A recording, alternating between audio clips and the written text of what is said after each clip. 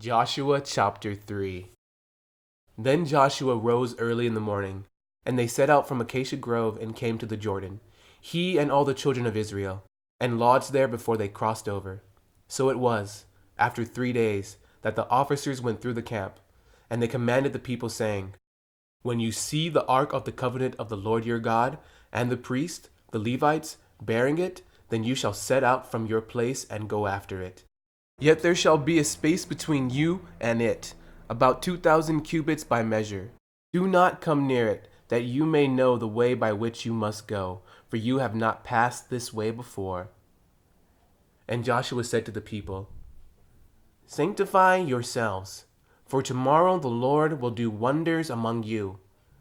Then Joshua spoke to the priest, saying, Take up the ark of the covenant, and cross over before the people. So they took up the ark of the covenant and went before the people. And the Lord said to Joshua, This day I will begin to exalt you in the sight of all Israel, that they may know that as I was with Moses, so I will be with you. You shall command the priest who bear the ark of the covenant, saying, When you have come to the edge of the water of the Jordan, you shall stand in the Jordan. So Joshua said to the children of Israel, Come here, and hear the words of the Lord your God. And Joshua said, By this you shall know that the living God is among you, that he will without fail drive out from before you the Canaanites, the Hittites, and the Hivites, and the Perizzites, and the Girgashites, and the Amorites, and the Jebusites. Behold, the ark of the covenant of the Lord of all the earth is crossing over before you into Jordan. Now therefore, take for yourselves 12 men from the tribes of Israel, one from every tribe, and it shall come to pass, as soon as the soles of your feet of the priests who bear the ark of the Lord of all the earth, shall rest in the waters of the Jordan, that the waters of the Jordan shall be cut off, the waters that come down from upstream, and they shall stand as a heap. So it was, when the people set out from their camp to cross over the Jordan, with the priest bearing the ark of the covenant before the people, and as those who bore the ark came to the Jordan, and the feet of the priest who bore the ark dipped in the edge of the water, for the Jordan overflows all its banks during the whole time of harvest, that the waters which came down from the upstream stood still, the city that is beside Zarethan.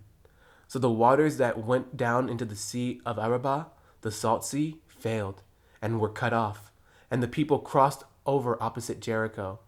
Then the priest who bore the ark of the covenant of the Lord stood firm on dry ground in the midst of the Jordan, and all Israel crossed over on dry ground until all the people had crossed completely over the Jordan.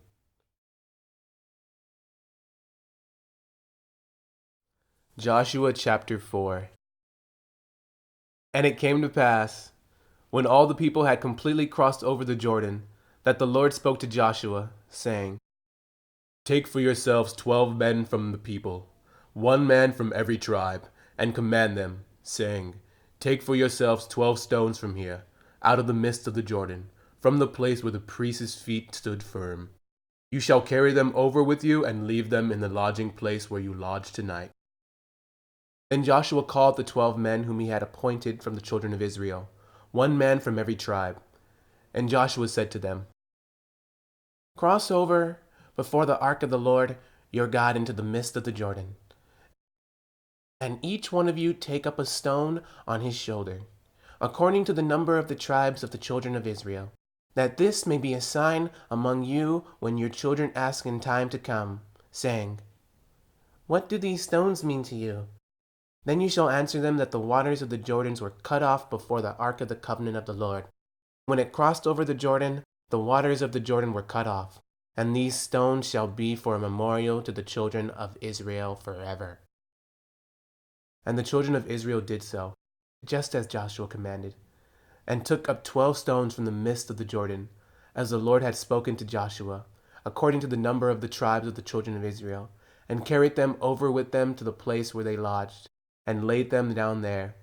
Then Joshua set up 12 stones in the midst of the Jordan, in the place where the feet of the priests who bore the ark of the covenant stood, and they are there to this day.